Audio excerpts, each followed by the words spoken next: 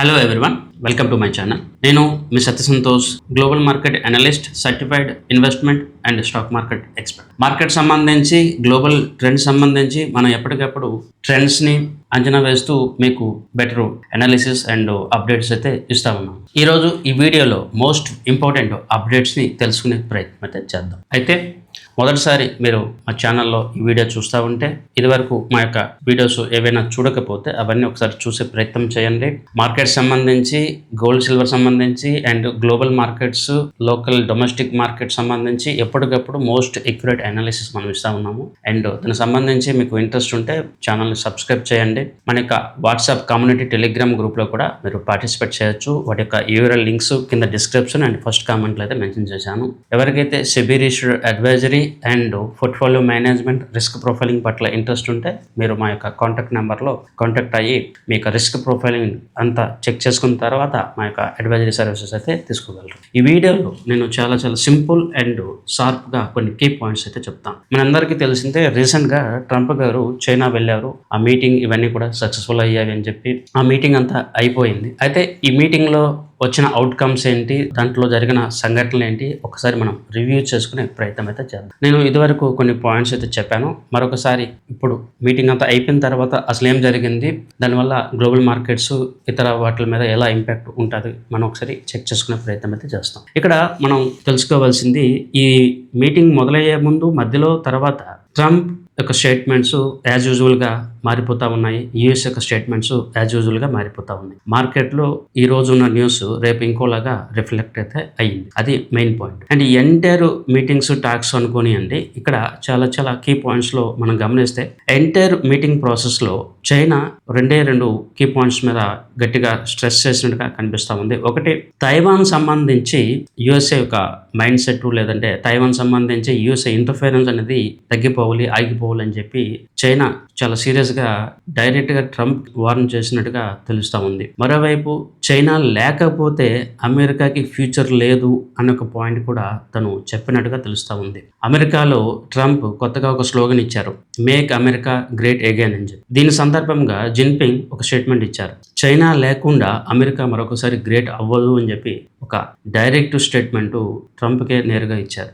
ఇది చైనా యొక్క confidence and తన యొక్క అప్పర్ హ్యాండ్ ఎలాంటి పొజిషన్లో ఉందో మనకి తెలియజేస్తూ ఉంది. మరోవైపు ఈ ఎంటైర్ ఎపిసోడ్లో ముందు అనుకున్నవి తర్వాత ఇలా జరుగుతాయని చెప్పి అప్డేట్స్ వచ్చినా కూడా మీటింగ్ అంతా అయిపోయిన తర్వాత మనకి ఫైనల్గా ఏం జరిగిందని చూస్తే ఓన్లీ అమెరికాకి కేవలం 200 బోయింగ్ విమానాలు సంబంధించి ఒక డీల్ మాత్రమే వచ్చింది. దాంతోపాటు అమెరికా క్రూడ్ ఆయిల్ సంబంధించి చైనా కొనడానికి ఇంట్రెస్ట్ చూపిస్తుందని చెప్పి ఒక ఫ్యాక్టు, అండ్ అమెరికా సంబంధించిన సోయాబీన్స్, అగ్రికల్చర్ ప్రొడక్ట్స్ చైనా కొనడానికి ఇంట్రెస్ట్ చూపించిందని చెప్పి మనకైతే అప్డేట్స్ వచ్చాయి. దట్ ఈస్ ద రీజన్ మనకి డాలర్ అయితే స్ట్రాంగ్ అయింది. But when it comes to AI related things కానీ, చిప్ రిలేటెడ్ వాటికి సంబంధించి అయితే చైనా అయితే అంత సానుకూలంగా లేదు. దట్ ఈస్ ద రీజన్ నిన్న మనకి చైనా మార్కెట్స్, యుఎస్ఏ మార్కెట్స్ కూడా కొంతవరకు ప్రెషర్ని అయితే ఫేస్ చేశాయి. ఈ విధంగా చూసుకుంటే ఈ మీటింగ్లో అమెరికా నేరుగా పెద్ద ప్రయోజనం ఏది సాధించలేదు, పెద్ద విజయం కూడా సాధించలేదు. అంతా చాలా వరకు Trump and Jinping friendly talks వల్ల అండ్ నార్మల్ కన్వర్జేషన్ లాగే అయ్యింది తప్ప పెద్ద అచీవ్మెంట్స్ కానీ అవుట్కమ్స్ అయితే రాలేదు.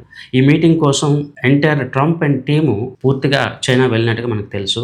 సో ఈ ఇష్యూలో కూడా, ఈ టైంలో కూడా చాలా వరకు అమెరికా సంబంధించిన రిపోర్టర్స్ని, కొంతమంది ఈవెన్ పొలిటికల్ లీడర్స్ని కూడా చైనా సెక్యూరిటీ ఆఫీసర్స్ కొంతవరకు ఇబ్బంది చేశారని చెప్పి ఇవన్నీ కూడా వార్తలు అయితే వస్తూ ఉన్నాయి. ఇది పక్కన పెడితే తైవాన్ సంబంధించి అమెరికా 2 డిఫరెంట్ టోన్స్ అయితే నిన్న రిలీజ్ చేసింది. మొదట తైవాన్ సంబంధించి మా యొక్క పాలసీ మారదు అని చెప్పిన అమెరికా, ఆ తర్వాత రోజు చూస్తే తైవాన్కి మేము హెల్ప్ చేయలేకపోవచ్చు అనే ఒక స్టేట్మెంట్ కూడా ఇచ్చింది. ఇవి గ్లోబలీ కొన్ని స్పెక్యులేషన్స్కి కారణమవుతూ ఉన్నాయి. బహుశా ఇంకొంత టైంలో చైనా తైవాన్ని టేక్ ఓవర్ చేసుకోవచ్చేమో అనే ఒక భయం కూడా మార్కెట్లో కనిపిస్తూ ఉంది. ఇవి ఇప్పటి న్యూస్.